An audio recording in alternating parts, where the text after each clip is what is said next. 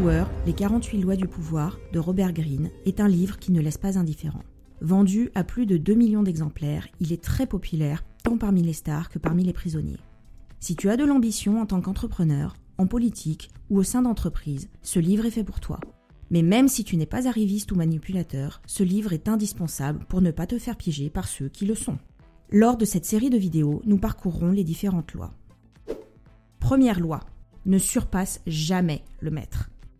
Ceux qui sont au-dessus de toi doivent toujours se sentir largement supérieurs. Dans ton désir de leur plaire et de les impressionner, ne te laisse pas entraîner à faire trop étalage de tes talents, où tu pourrais obtenir l'effet inverse, les déstabiliser en leur faisant de l'ombre.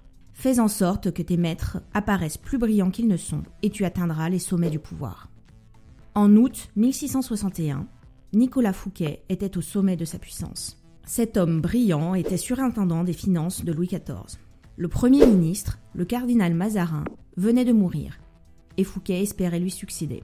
Pour rentrer dans les bonnes grâces du roi, Fouquet organisa une formidable fête dans son château de Vaux-le-Vicomte. La fête commença avec un somptueux banquet. Un orchestre enchaînait les morceaux de musique à la gloire du roi.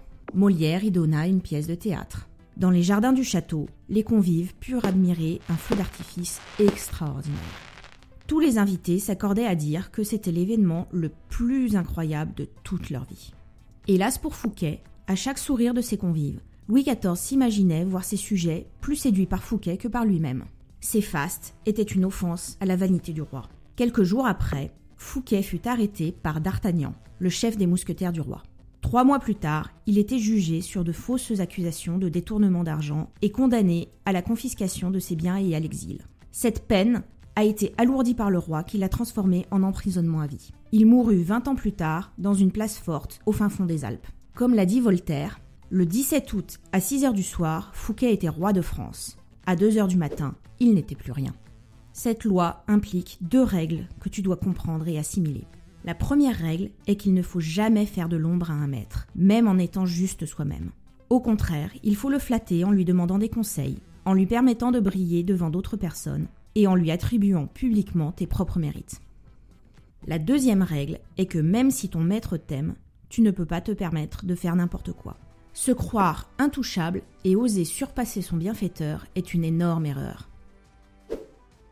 Cette loi ne s'applique pas quand le maître est sur le point de tomber. Dans ce cas, il est possible de se montrer plus charmant, plus élégant et plus compétent que lui à des moments clés. S'il est faible, on peut hâter discrètement sa chute. Mais attention à ne pas l'achever directement. Cela pourrait apparaître comme cruel et malveillant. J'espère que cette loi te sera utile. Si tu as déjà rencontré une situation où cette loi s'appliquait, n'hésite pas à partager ton expérience dans les commentaires.